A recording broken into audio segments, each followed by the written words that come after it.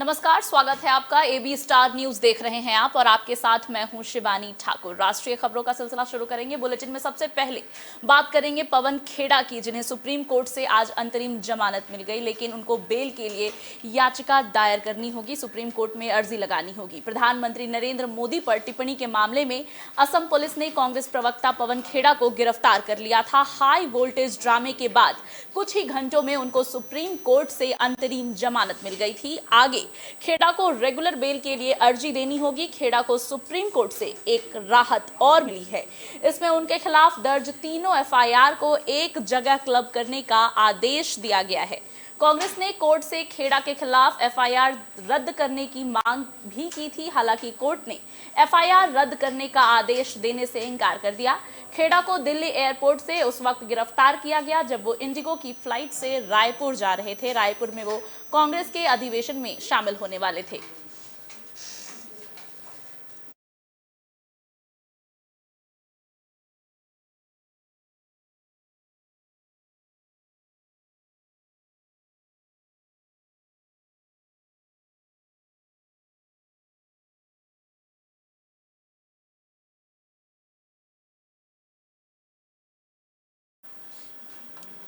अब बात करेंगे गृह मंत्री अमित शाह की। अमित शाह 3 दिवसीय दौरे पर देश के 3 राज्यों में जाएंगे। इन राज्यों में बिहार, मध्य प्रदेश और कर्नाटक शामिल है। अमित शाह इन राज्यों में बृहस्पतिवार से जाएंगे। कर्नाटक, मध्य प्रदेश और बिहार का दौरा करेंगे। इस दौरान वो बेंगलुरु में एक संवाद सत्र, सतना में एक आदिवासी सभा में भाग लेंगे और पटना में किसानों और मजदूरों के एक समागम को संबोधित करेंगे। केंद्रीय गृह मंत्री 23 फरवरी को कर्नाटक के बेल्लारी में विजय संकल्प समावेश में भाग लेंगे और बेंगलुरु में भारतीय राजनीति के 65 साल का परिदृश्य और मोदी के नेतृत्व में व्यापक बदलाव विषय पर एक परिचर्चा सत्र को संबोधित करेंगे।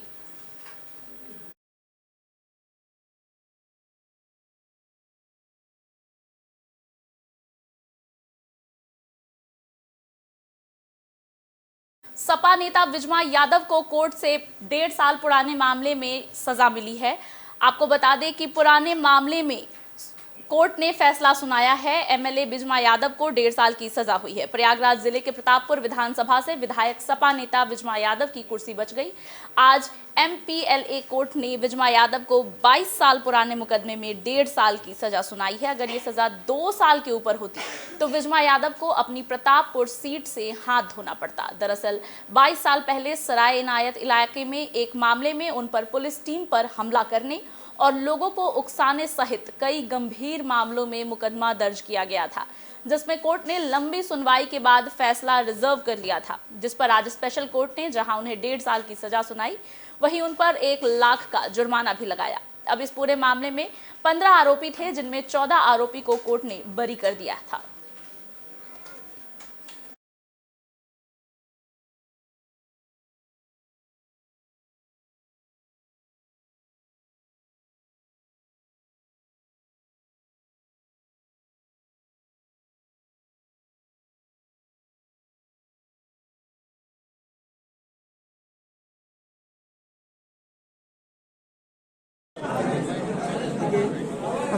ये घटना 21 सितंबर 2022 की है।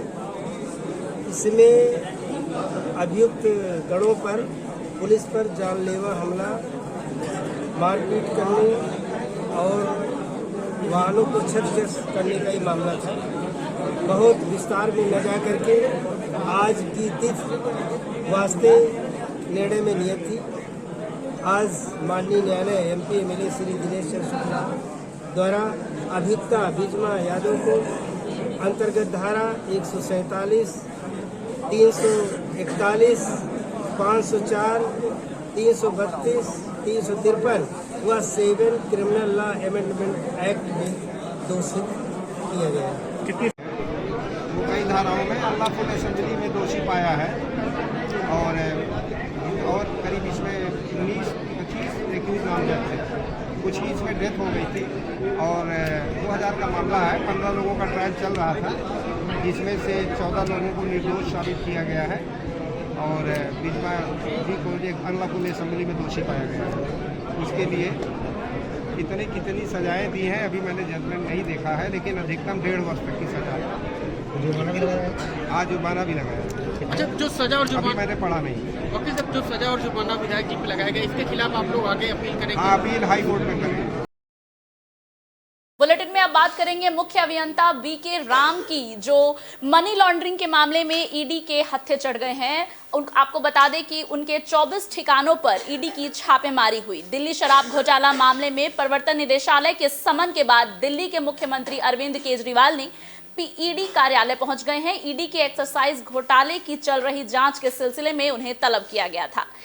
इससे पहले सीबीआई ने डिप्टी सीएम मनीष सिसोदिया को इस मामले में समन किया है। आपको बता दें कि प्रवर्तन निदेशालय ने बुधवार देर रात को झारखंड के अभियंता बीके राम को मनी लॉन्ड्रिंग के एक मामले में गिरफ्तार किया। झारखंड के ग्रामीण विकास विभाग के मुख्य अभियंता वीरेंद्र राम के 24 ठिकानों पर 30 घंटे से ज्यादा समय तक चली छापेमारी के बाद ईडी की टीम ने चीफ इंजीनियर वीरेंद्र राम हिरासत में लिया गया है। अब तक की छापेमारी के दौरान चीफ इंजीनियर के विभिन्न ठिकानों से 100 करोड़ से ज्यादा मूल्य की अकुल संपत्ति के दस्तावेज ईडी के हाथ लगे हैं। इसके साथ ही चीफ इंजीनियर के घर से 1.5 करोड़ रुपए से ज्यादा मूल्य के सोने चांदी और हीरे के जेवरात, साथ ही 1 दर्जन महंगी गाड़ियां भी ईडी ने बरामद की।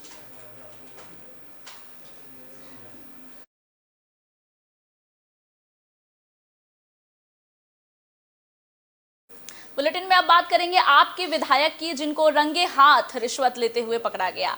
आपके विधायक को रंगे हाथ रिश्वत लेते हुए पकड़ा गया। ये विधायक हैं अमित रतन कोटफट। जी हां, अमित रतन कोटफट को रिश्वत लेते हुए रंगे हाथ गिरफ्तार किया गया। विजिलेंस ब्यूरो ने भटिंडा देहात से आम आदमी पार्टी के विधायक अमित रतन कोटफटा को गिरफ्तार किया है। इसके पहले 16 फरवरी को उनके पीए को गिरफ्तार किया गया था। विजिलेंस की टीम ने उन्हें रिश्वत लेते हुए रंगे हाथ पकड़ लिया था।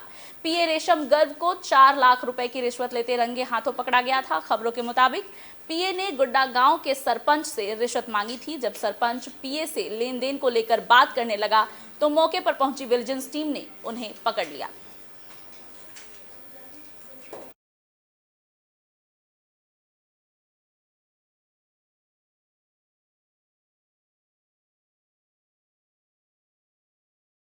अशोक चतुर्वेदी पर अब इनकम टैक्स की नजर पड़ गई है और उनके कई कंपनियों को इनकम टैक्स ने रेड किया है और करोड़ों की संपत्ति को जब्त किया है। बता दें कि पकड़ी गई करीब 177 करोड़ की टैक्स की हेराफेरी अब तक अशोक चतुर्वेदी के यूफ्लेक्स कंपनी में आयकर विभाग को मिली है। सत्ता के गलियारों में चर्चित दिल्ली के कारोबारी अशोक चतुर्वेदी की यूफ्लेक्स कंपनी पर आयकर विभाग का शिकंजा लगातार कसता जा रहा है। 10 राज्यों में कंपनी से जुड़े करीब 80 ठिकानों पर बुधवार को भी ताबड़तोड़ छापे मारकर जांच में अब तक करीब 177 करोड़ के टैक्स की हेराफेरी पकड़ी जा चुकी है, जबकि 100 करोड़ से अधिक की लेन देन के संदिग्ध दस्तावेज बरामद हुए हैं।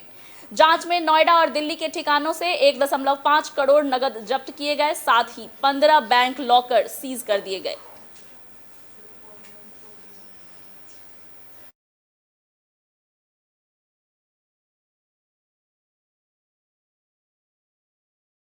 और अब बात करेंगे दिल्ली एमसीडी चुनाव की, जो लगातार राजनीति अखाड़ा बनता जा रहा है। दिल्ली एमसीडी चुनाव में कल मेयर के चुनाव के बाद आज फिर से सदन में हाथापाई हुई। स्टैंडिंग कमेटी के चुनाव में बीजेपी ने फिर से हंगामा किया। 12वीं बार सदन की कार्रवाई भी रद्द करनी पड़ी। एमसीडी दिल्ली में बीजेपी और आम आदमी पार्टी के बीच जारी गतिरोध थमने का नाम नहीं ले रहा। बुधवार को एमसीडी सदन में कार्रवाई के दौरान पूरी रात गहमागहमी बनी रही। स्टैंडिंग कमेटी के सदस्यों के चुनाव में गड़बड़ी का आरोप लगाते हुए बीजेपी पार्षदों ने जमकर हंगामा किया। इसके चलते 12वीं बार सदन की कार्रवाई स्थगित करनी पड़ी। इस दौरान आम आदमी पार्टी ने बीजेपी पार्षदों पर मेयर शैली ओबरॉय पर हमला करने, आप पार्षदों से मारपीट करने और बैलेट बॉक्स लूटने का आरोप लगाया है। वहीं संजय सिंह ने ऐलान किया कि स्टैंडिंग कमेटी का चुनाव होने तक आप पार्षद सदन में डटे रहेंगे।